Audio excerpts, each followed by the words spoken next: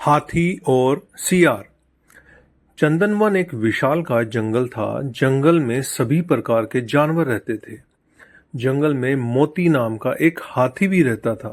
मोती हाथी का शरीर काफी बड़ा था। एक बार चंदनवन में दूसरे वन से घूमते घूमते एक शियार आया। शियार ने जब मोती हाथी को देखा तब उसे देखकर शियार के मुंह में पानी आने लगा। शियार हाथी को खाने के बारे में सोचने लगा और मन ही मन शियार का शिकार करने की योजना बनाने लगा।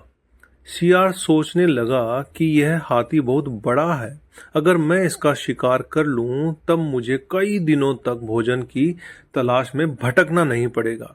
ऐसा सोचकर शियार हाथी के पास गया और उससे बोला, हाथी दादा, हमारे जंगल में कोई राजा नहीं है।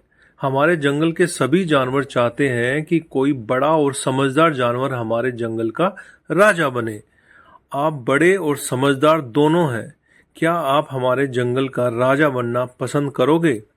शियार की बात सुनकर हाथी खुश हो गया। उसने राजा बनने के लिए हाँ बोल दिया। इस पर शियार ने हाथी को अपने साथ चलने के लिए बोला। हाथी राजा बनने की खुशी में झूमते हुए शियार के साथ जाने के लिए तैयार हो गया। शियार हाथी को ऐसे तालाब में ले गया जिस तालाब में दलदल था। हाथी राजा बनने की खुशी में इतना मस्त था कि वह बिना सोचे समझे तालाब में नहाने उतर गया। जैसे ही हाथी दलदल वाले तालाब में उतरा, हाथी के पैर दलदल में धंसने लगे। उसने शियार से बोला, तुम मुझे कैसे तालाब में ले आए? मेरी मदद करो, मेरे पैर दलदल में धंस गए हैं। हाथी की बात सुनकर शियार जोर जोर से हंसने लगा और हाथी से बोला, मैं तुम्हारा शिकार करना चाहता था, इसीलिए मैंने तुमसे राजा बनने की बात का झूठ बोला। अब तुम दलदल में फंस कर मर जाओगे और मैं तुमको अपना भोजन बनाऊंगा। शियार की बात सुनकर हाथी की आंखों में आंसू आने लगे। उसने बाहर निकलने की बहुत कोशिश की, बहुत बार शियार से बाहर निकालने की विनती की, लेकिन शियार ने उसकी कोई मदद नहीं की और हाथी कुछ देर के प्रयत्न के बाद मर गया। हाथी के मरने के बाद शियार हाथी को खाने के लालच में उसकी पीठ पर चढ़ गया।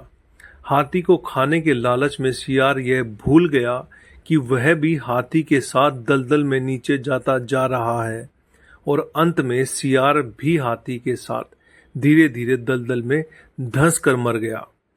इस कहानी से हमें यह शिक्षा मिलती है कि जो दूसरों के लिए बुरा करता है उसके साथ भी बुरा होता है। इसीलिए हमें जीवन में कभी भी किसी के साथ बुरा नहीं करना चाहिए। अगर हम किसी के लिए बुरा करते हैं तब हमें भी अपने साथ ऐसा होने के लिए तैयार रहना चाहिए, क्योंकि बुरे कर्म का फल हमेशा बुरा होता है। इसीलिए किसी के साथ कभी बुरा ना करें। आपको हमारी ये कहानी कैसी लगी और आपने इससे क्या सीखा, हमें कमेंट करके ज़रूर बताइएगा। तो दोस्तों, आपको ये कैसा लगा नहीं, जो कमेंट करके बताएगा। नहीं है तो चैनल को सब्सक्राइब कीजिएगा, शेयर कीजिएगा। आप सभी लोगों का तहे दिल से बहुत बहुत धन्यवाद।